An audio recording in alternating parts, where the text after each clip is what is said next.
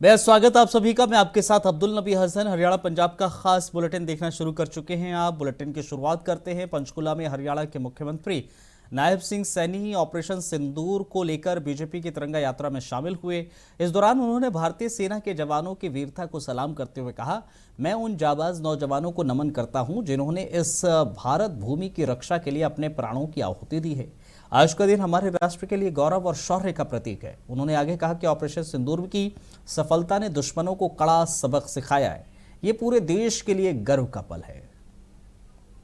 देश के उन जांबाज नौजवानों को मैं श्रद्धापूर्वक नमन करता हूं, जिन्होंने इस भारत भूमि की रक्षा के लिए अपने आप को कुर्बान किया है। आज पूरे देश के लिए ये आत्मसम्मान, गौरव और शौर्य का दिन है। हमारे वीर जवानों ने जो ऑपरेशन सिंदूर को सफलतापूर्वक अंजाम दिया है, उन्होंने हमारे राष्ट्र का जख्म देने वालों को जो कड़ा सबक सिखाया है। मैं अपने जवानों की वीरता और साहस को नमन करता हूं और इस ऑपरेशन में जो शहीद हुए हैं, ऐसे वीरों को श्रद्धांजलि अर्पित करता हूं। उन्होंने भारत माता की आन बान और सम्मान के प्रतीक राष्ट्रीय ध्वज तिरंगे को झुकने नहीं दिया। मैं उनको शीश नवा करके प्रणाम करता हूं, श्रद्धा से उनको नमन करता हूं। आज पंचकुला के इस पावन धरती पर जो तिरंगा यात्रा, भारत माता के गौरव का उत्सव, यह राष्ट्र के आत्मसम्मान और शौर्य का उत्सव है। यह हमारी राष्ट्रीय चेतना, एकता और स्वाभिमान की अभिव्यक्ति है। यह उन रणबांकुरों को समर्पित है जिन्होंने दुश्मन को उसकी भाषा में जवाब दिया है। यह हमें हर क्षण देशभक्ति की प्रेरणा देता है। मैं आदरणीय प्रधानमंत्री नरेंद्र मोदी जी के नेतृत्व में हमारे बहादुर जो सैनिकों ने जो साहस, निष्ठा और अनुशासन के साथ ऑपरेशन सिंदूर को अंजाम दिया है, वह केवल एक सैन्य ये अभियान नहीं, बल्कि यह हमारी राष्ट्रीय गरिमा का भी प्रतीक बन गया है।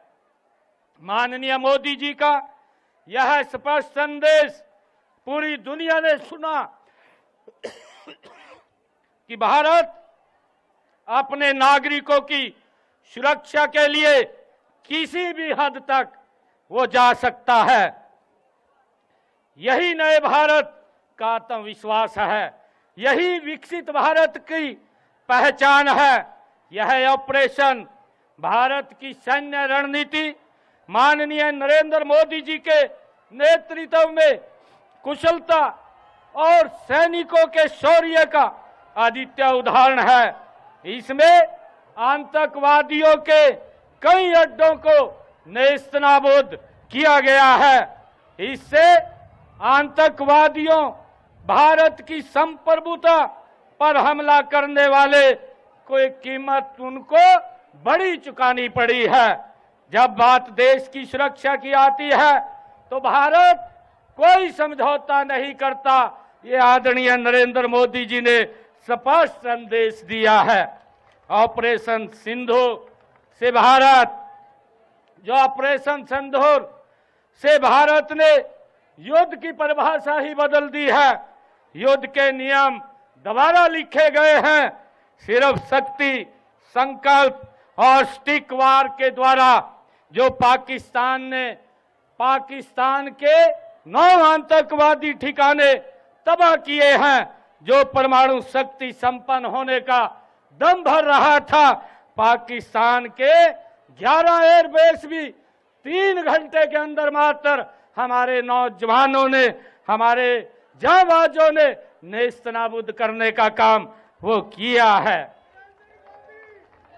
मैं बताना चाहूंगा कि HQ-9 एयर डिफेंस सिस्टम भारतीय ड्रोन से तबाह कर दिए गए F-16, JF-17 उनके विमान गिराए गए।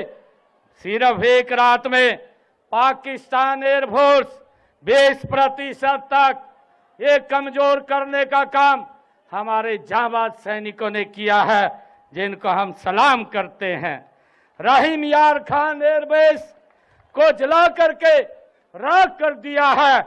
यही नहीं, गैर सैन्य कार्रवाई में सिंधु जल संधि निलंबित भी आदरणीय प्रधानमंत्री जी ने किया है। हरियाणा सरकार में मंत्री अनिल विज ने कहा है कि प्रधानमंत्री मोदी के कल के संबोधन ने 140 करोड़ देशवासियों का सर गर्व से ऊंचा कर दिया है। उन्होंने बताया कि हमारी लड़ाई उग्रवादियों के खिलाफ है। उन्होंने ये भी बताया कि सीज फायर युद्ध विराम नहीं है। युद्ध विराम उसी दिन होगा जब पाकिस्तान एक एक आतंकवादी का सफाया पाकिस्तान का हो जाएगा। अनिल विज ने प्रधानमंत्री नरेंद्र मोदी का भी धन्यवाद किया है। प्रधानमंत्री नरेंद्र मोदी जी के कल के उद्बोधन ने 140 करोड़ देशवासियों का सर गर्व से ऊंचा कर दिया। जो कुछ देश के अंदर या देश के बाहर एक ही बरादरी के लोग कुछ बोल रहे थे, उनके भी मुंह बंद कर दिए। और उन्होंने बताया कि हमारी लड़ाई उग्रवाद के खिलाफ है। और इस जो हुआ है इसमें भी ज्यादा जो ध्यान था उग्रवादियों के अड्डों को और उग्रवादियों के गिरोहों की तरफ ही हमने अपना ध्यान दिया है। और ये भी उन्होंने बता दिया कि ये जो सीज फायर हुई है ये युद्ध विराम नहीं है। युद्ध विराम तो उसी दिन होगा जिस दिन पाकिस्तान के एक एक आतंकवादी का सफाया कर लिया जाएगा। खबर कुरुक्षेत्र से है। यहां लोगों को अपनी समस्याओं का समाधान करवाने के लिए अब चंडीगढ़ जाने की जरूरत नहीं होगी। मुख्यमंत्री नायब सैनी की धर्मपत्नी और हरियाणा बाल कल्याण विभाग की उपाध्यक्ष सुमन सैनी खुद सीएम सिटी के लोगों की समस्याओं का समाधान करेंगे और खुला दरबार भी लगाया जाएगा।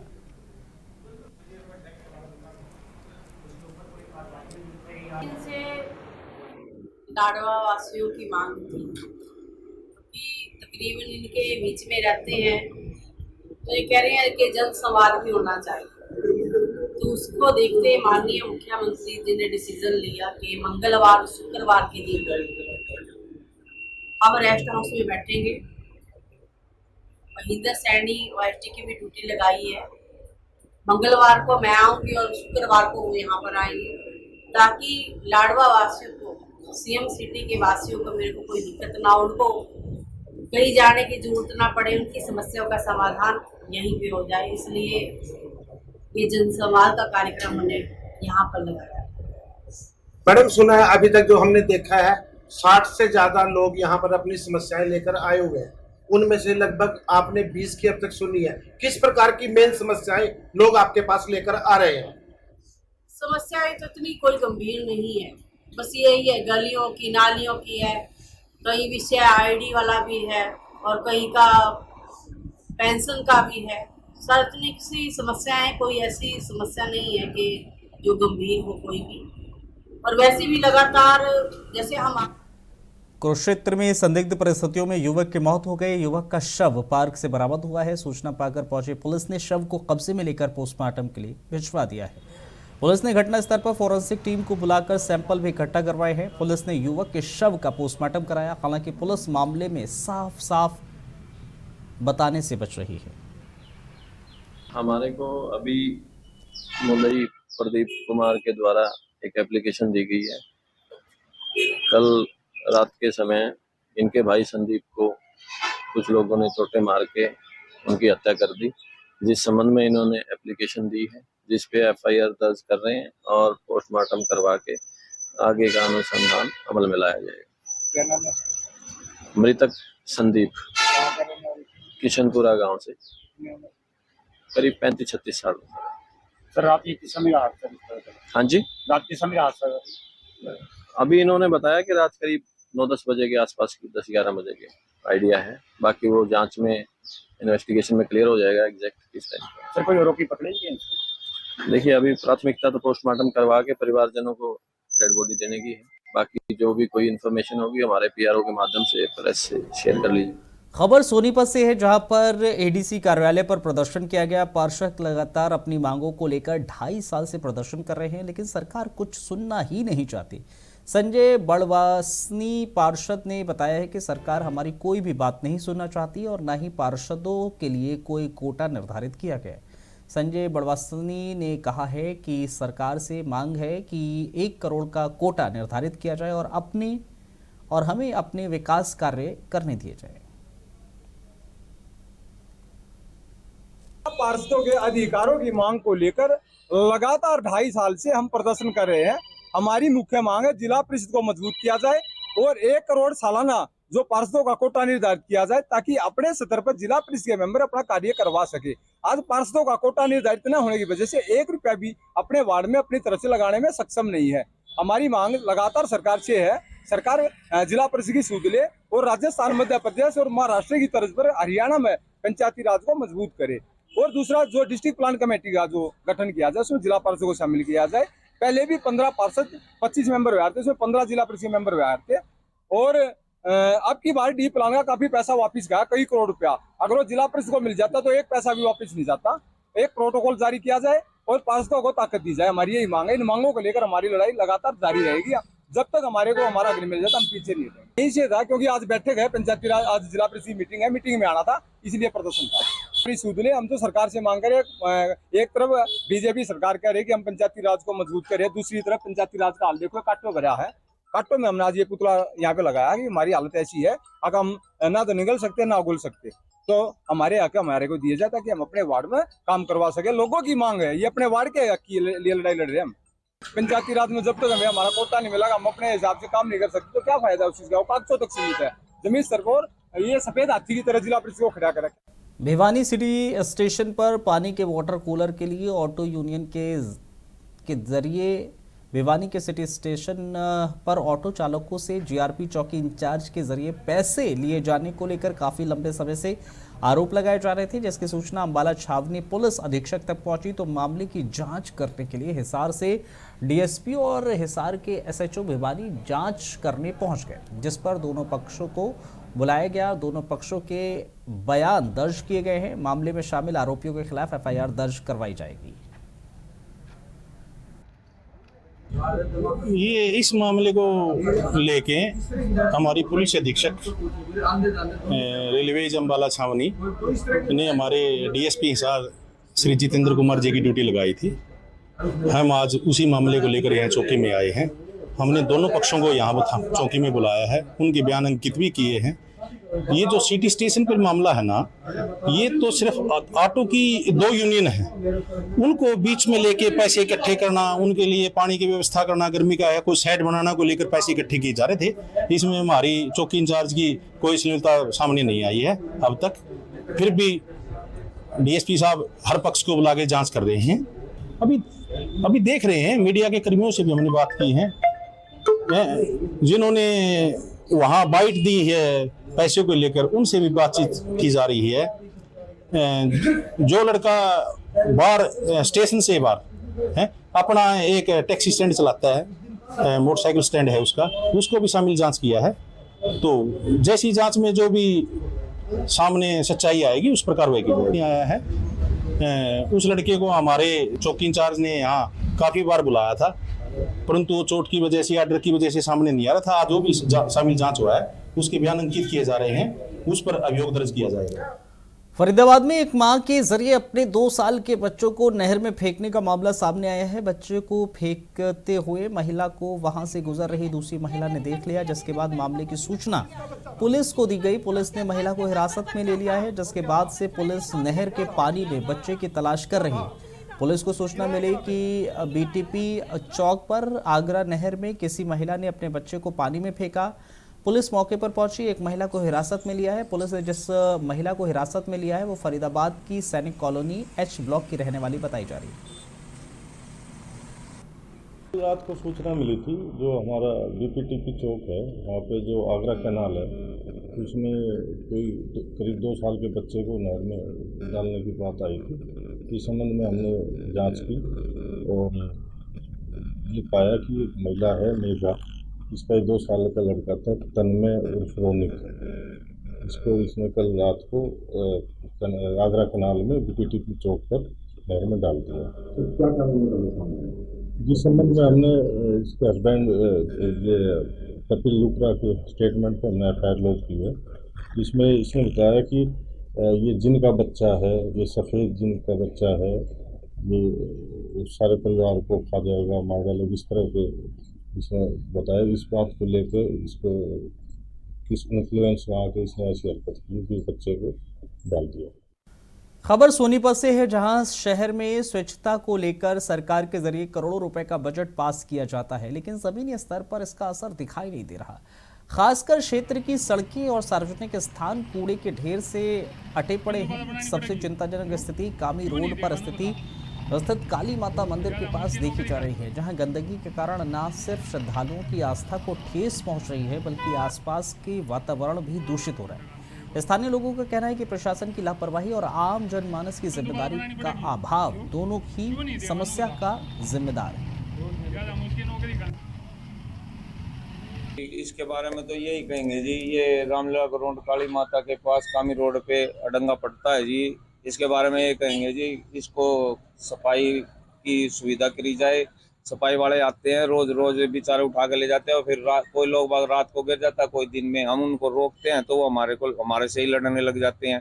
पहले कहते हैं यार ये भी पड़ा है, वो पड़ा है, वो किसी भी तरह मानते नहीं है। इस करके हम भी फिर चुप बैठ जाते हैं और बहुत बदबू है। इससे परेशान है जी, क्या करे जी। कहीं पर ऑपरेटर आ लिए, कहीं पर ये चैनल वाले आ लिए हैं, इसको वो दे देते हैं, हम फॉर्मेलिटी दे देते हैं, जो हमारी कोई सुनवाई नहीं होती है। पब्लिक को कहते हैं भाई यहाँ पे ना डालो, वो फिर हम गाली गलौज करते हैं। काफ़ी अधिकारी को शिकायत भी करी है, फिर वो भी एक बार कमेटी अधिकारी आया था, उसको भी किया, उसने भी एक्शन नहीं लिया, कुछ क्या कर सकते। खबर अम्बाला से है, जहां पर 4 बाइक सवार नकाबपोश बदमाशों ने कारोबारी की आंखों में मिर्च डालने के बाद चाकू से हमला कर दिया। लूटपाट की घटना को अंजाम देते हुए व्यापारी से 3 लाख की राशि ले उड़े।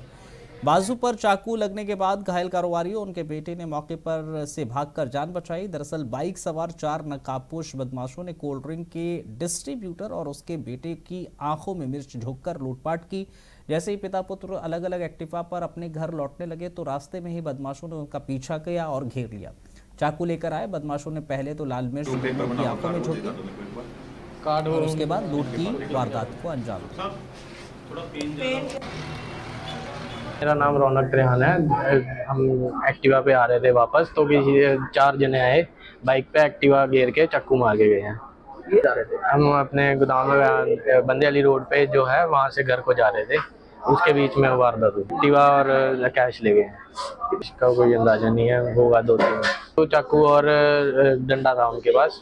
एक हाथ काट दिया है मेरे पापा का और मेरे यहाँ चक्कू। एक्टिवा पे थे, 2 एक्टिवा थे, एक पे वो थे, एक पे मैं। हम वहाँ मौके पे गए थे तो हमने देखा कि वहाँ पे कुछ मिर्ची पाउडर था। वहाँ पे हमने वेरीफाई किया है। अभी उनका हमारे पास रुका आया था सिविल हॉस्पिटल से, तो हम वहाँ गए थे, लेकिन वो वहाँ पे थे नहीं। तो अभी हम उनका पता कर रहे हैं कि वो कहाँ पे हैं। उनका पता लगा है कि शायद MM हॉस्पिटल में है, तो मैंने वहाँ भेजा हुआ है अपना पुलिस मुलाजिम।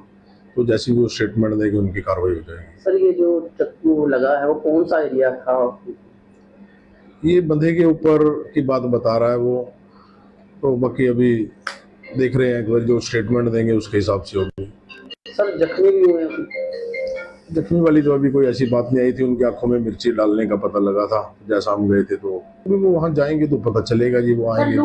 नहीं, लूटपाट की पहले कोई घटना आई है, बाकी जो छोटी मोटी स्नैचिंग्स हैं या कुछ ऐसी चीज़ें हैं वो हमने अभी पीछे लूट के अंदर भी एक गिरफ्तार किया था।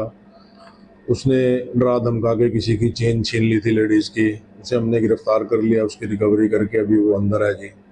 तो उसके ऊपर पूरा कंट्रोल है हमारा, ऐसी कोई वारदात नहीं होती। पंजाब पुलिस ने एक बड़े ऑपरेशन के दौरान एक अंतर्राष्ट्रीय ड्रग्स और हवाला गिरोह का भंडाफोड़ किया है। पुलिस अभियुक्त ने बताया है कि तुर्की से संचालित इस नेटवर्क का संचालन नवरीत सिंह भुल्लर कर रहा था। पुलिस आयुक्त ने कहा है कि राजस्थान के बीकानेर और लुधियाना के 2 बड़े कारोबारी हैं। पुलिस ने इनके पास से करीब 1 करोड़ रुपए का हवाला धन और 1 किलोग्राम मादक पदार्थ बरामद किया है। पुलिस कमिश्नर ने कहा है आरोपी बड़े पैमाने पर नशीली दवाओं के व्यापार में शामिल हैं। गिरोह ड्रोन के जरिए पाकिस्तान से मादक पदार्थ मंगवाता है, जिसके बाद पंजाब पहुंचता था। अंतर्राष्ट्रीय नशा तस्करों का पर्दाफाश हुआ है। साहब वालों जिहड़ी युद्ध नशियां विरुद्ध डायरेक्टिव है ਉਹਦੇ तहत कमिश्नरेट पुलिस अमृतसर ਨੂੰ बहुत वड्डी कामयाबी मिली है। ये बहुत वड्डा एक ਜਿਹੜਾ इंटरनेशनल ड्रग कार्टल ਆਪਾਂ ਕਹਿ ਸਕਦੇ ਜਿਹੜਾ ਨਵ ਭੁੱਲਰ जो कि वजीर भुल्लर थाना ब्यास अमृतसर रूरल का रहने वाला है।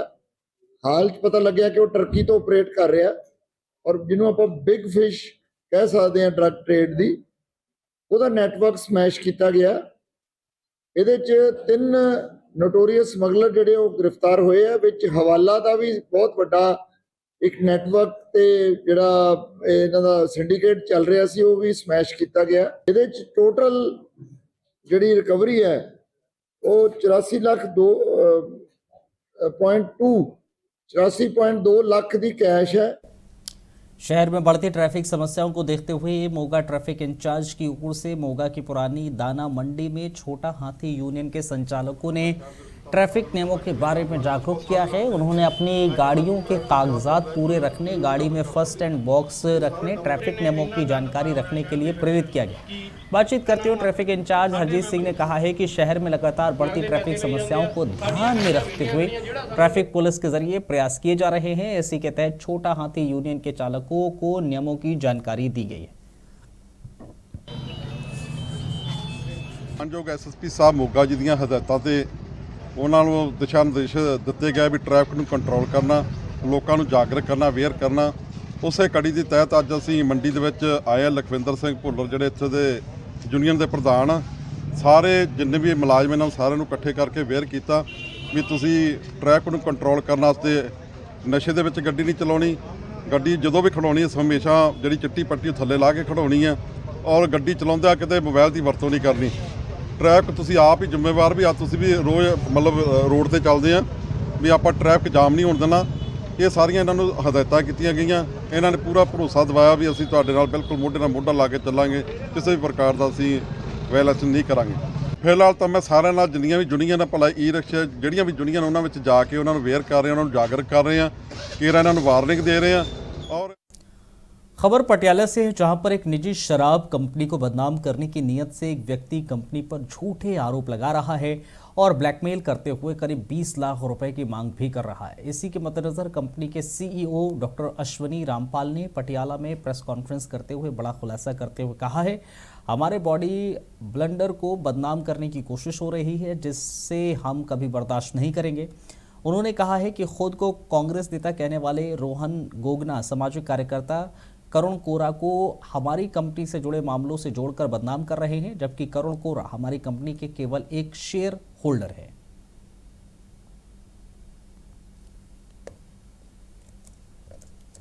ਅੱਜ तक 34 साल हो गए सानू पंजाब च काम करदियां, साडे अगेंस्ट एक भी कंप्लेंट नहीं है, कोई FIR नहीं है, कोई कंप्लेंट नहीं है। दूसरा, हर साल सानू जो लाइसेंस अप्रूवल असीं कहने आ तो गवर्नमेंट सानू एक सर्टिफिकेट दिंदी है। मतलब मान लो अज असीं किसी होर स्टेट की भी जाना है अपना लाइसेंस लैन, तो सानू अपनी जिहड़ी नेटिव स्टेट है पंजाब स्टेट है वो तो अपना करैक्टर सर्टिफिकेट लेना पैंदा। हर साल साडा रिन्यूअल हुंदा है। जे साडी कोई इहो जी कोई प्रॉब्लम होवे तो साडा लाइसेंस रिन्यू ना होवे, सरकार सानू काम ही ना करन देवे। दूसरी गल ये है कि अज असीं 2 प्लांट होर लाउण दी सोच रहे हैं, ਅਸੀਂ 250-500 ਕਰੋੜ ਦੀ ਇਨਵੈਸਟਮੈਂਟ ਕਰਨ ਦੀ ਸੋਚ ਰਹੇ ਹਾਂ। ਤੇ ਜੇ ਇਹੀ ਗੱਲਾਂ ਹੋਈਆਂ ਤਾਂ ਅਸੀਂ ਪੰਜਾਬ 'ਚ ਕਿਉਂ ਇਨਵੈਸਟਮੈਂਟ ਕਰਾਂਗੇ? ਅੱਜ ਸਾਨੂੰ UP ਵੱਲੋਂ ਆਫਰ ਹੈ, ਅੱਜ ਸਾਨੂੰ ਮਹਾਰਾਸ਼ਟਰ ਤੋਂ ਆਫਰ ਹੈ, ਅੱਜ ਸਾਨੂੰ ਗੋਆ ਸਰਕਾਰ ਵੱਲੋਂ ਆਫਰ ਹੈ ਕਿ ਤੁਸੀਂ ਸਾਡੇ ਕੋਲ ਆਓ, ਇੱਥੇ ਪਲਾਂਟ ਲਾਓ। ਬਟ ਫਿਰ ਵੀ ਅਸੀਂ ਦਿਲ ਤੇ ਪੰਜਾਬੀ ਹੈ, ਅਸੀਂ ਚਾਹੁੰਦੇ ਹਾਂ ਕਿ ਅਸੀਂ ਆਪਣੇ ਸਟੇਟ 'ਚ ਕੰਮ ਕਰੀਏ, ਤੇ ਲੇਕਿਨ ਇਹਨਾਂ ਹਾਲਾਤਾਂ 'ਚ ਕੋਈ ਵੀ ਇਹ ਕੰਮ ਨਹੀਂ ਕਰੂਗਾ। ਸਾਡੇ ਜਿਹੜੇ ਪ੍ਰਮੋਟਰ ਨੇ ਉਹ ਮੈਂ ਜਿਸ ਤਰ੍ਹਾਂ ਪਹਿਲਾਂ ਦੱਸਿਆ ਕਿ ਬਹੁਤ ਸਾਰਾ ਸੋਸ਼ਲ ਵੈਲਫੇਅਰ ਦਾ ਕੰਮ ਕਰਦੇ ਨੇ, ਲੋਕਾਂ ਦੀ ਸੇਵਾ ਕਰਦੇ ਨੇ, फ्री आई कैंप, फ्री मेडिकल कैंप। चलिए इस बुलेटिन में फिलहाल इतना ही, इजाजत दीजिए, नमस्कार।